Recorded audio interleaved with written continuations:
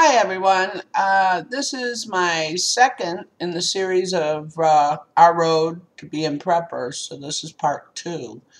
Today I'm going to talk about the second thing I worried about after food, canning food anyway. After I canned, and this is no joke, after I canned about 900 jars of different foods, I started thinking about what if I have to carry this and pack this away. I started hearing about, bugging out. I didn't really understand that, but as soon as I did, then I thought, oh Lord, how heavy that stuff's going to be.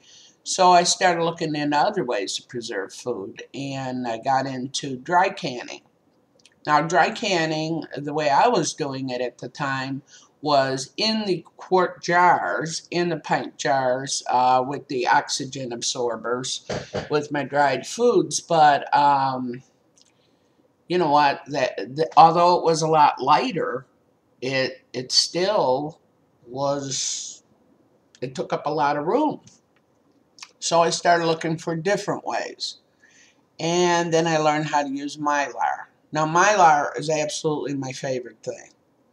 But at the time, I was buying everything. I was buying all these number 10 cans of dehydrated vegetables and items like that. And that was getting really expensive. So what I did, I started watching different people's channels here on YouTube on how to dehydrate your own food. And I liked that. And I bought 2 of those Nesco. I think there are 5 or 6 levels, different pans in there to dehydrate. And I was dehydrating like crazy.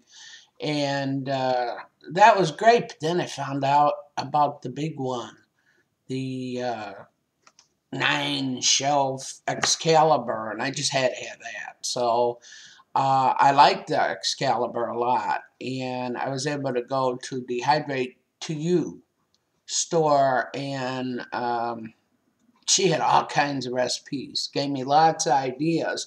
And then I started learning about putting full meals in the Mylar bags. Oh, now that was great. So I used some of the recipes I found at different sites. I Googled a lot. And then I started making up my own. And I have like the most delicious spaghetti sauce recipe in the world. It's funny because we eat a lot of spaghetti. We're pasta people. There's just no way out of that.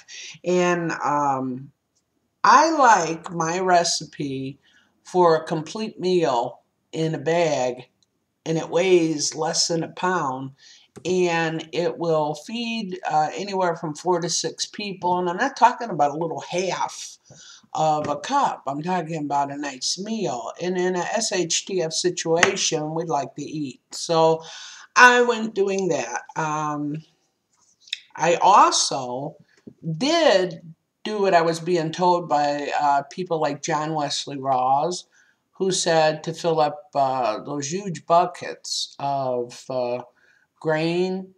I had my wheat berries, as he calls them, rice. I went ahead and did flour because I use so much flour. I did, what else did I do? Milk. I mean, I was doing a lot of things. And I tend to go to the Amish bulk supply stores wherever I can because they always have very, very good prices. And they do allow non-Amish people to buy. So I filled up those buckets. Where did I go there? But my next step was water. Now, the first thing I did was run out and buy those little individual 20, 24-ounce bottles of water. And I didn't think I was being cheap. Like, I bought 100 packs of them, which is like 240 bottles. And it may seem like a lot, but once again, my group's about 20 people. That's my kids and their mates and their girlfriends, boyfriends, whatever. That's just the people I know will be here. Those are the people that we are prepping together as a unit. And, gee, that's not a lot of water. That's not a lot. So then I decided to go to gallons. And I bought 100 gallons of water. Now, that may seem a lot to you. But think 20 people. That's only 5 day supply. Because everybody's supposed to have a gallon a day. A gallon a day. And, well, that seemed like a lot when I first bought it, but as time went on, I realized it wasn't. So then we decided to get 55-gallon buckets, or those big blue containers, those 55-gallon drums, and we bought 6 of them. And Ted hooked them up. You know, they all have these hookups, and they're attached to the rain gutters. And that was great because in the meantime, somewhere in here, I bought a Berkey. And you can take that water and put it in a Berkey, and you can sanitize it, and it's good to drink. It's okay. I mean, you can't just take it right out of that big barrel and drink it. You have to purify it. You want to do that. We also have a river by us, and I figured with the Berkey, if things got that bad, we can always go haul water. Well, that was until I decided to take a little excursion and take a bucket, go down, put a rope on it, put it down by the river, pull it up, and lug it home. My God, does water weigh a lot. That was very hard. So I decided, well, we aren't going there. And we do have a well. We do have a well. But I always try to think of the worst case scenario and then go from there. And what did we do from there? Oh, we have a well actually in our basement. Now that's pretty cool because an SHTF situation, especially first 3 months, we do not want to go out of the house. That's what we decided. So the problem with that though was that it was only an electric pump. So I'm watching more YouTube videos and I see Southern Prepper and I think it's Engineer 775 talking about putting manual pumps on the well. So we have all that. We did get what we needed. Ted will be putting that on this summer. And of course, I'm a nervous wreck because I don't like waiting. I'm not a procrastinator. You know, things could happen in the middle of the night while I'm sleeping, wake up, boom, no water. I don't like that. Yes, we have some water, but as far as I'm concerned, that's just not enough.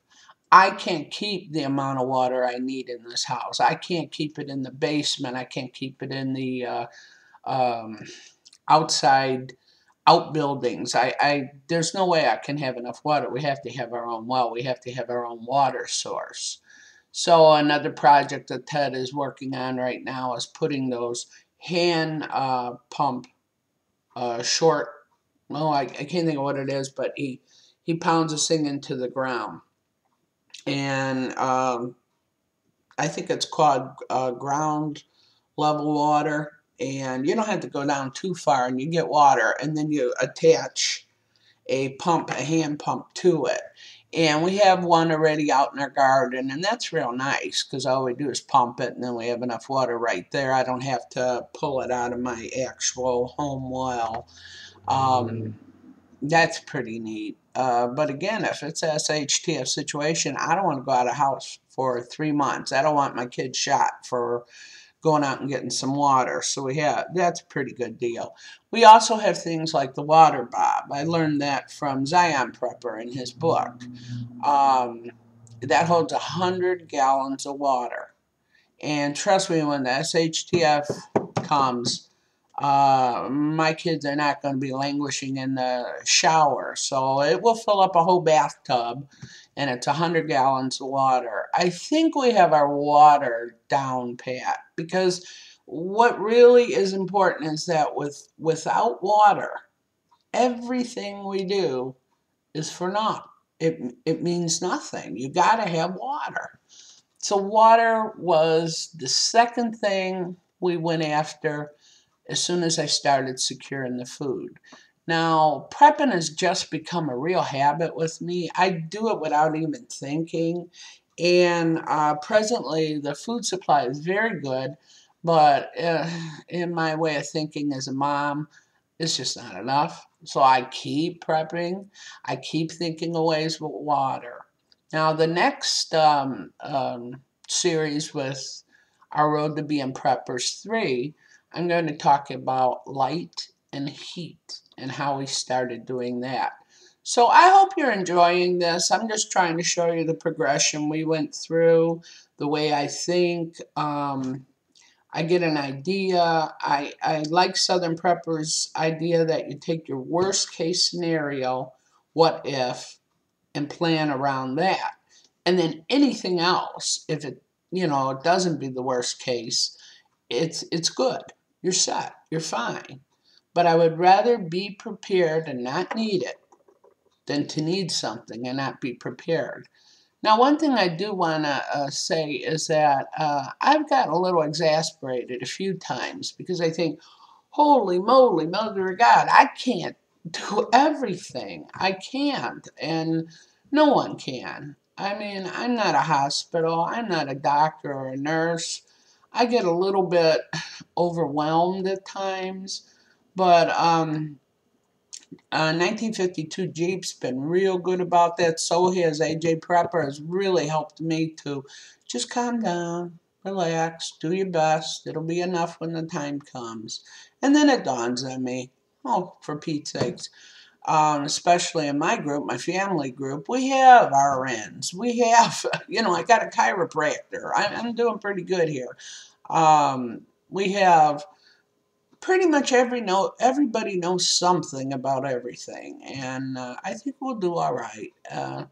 We're just gonna still take it one day at a time. We always do something every day for prepping, even if it's just checking a list, even if it's just seeing if I have enough tomato sauce, even if it's just seeing how's the flour going. Do I have 900 pounds of flour or not? For me right now, that's it. I make bread every 2 days. And I think in SHTF situation, my cooking skills, with prepping cooking skills, is going to be very, very important. And I'll show you my progression on that too, how I went from a stove to other methods of cooking.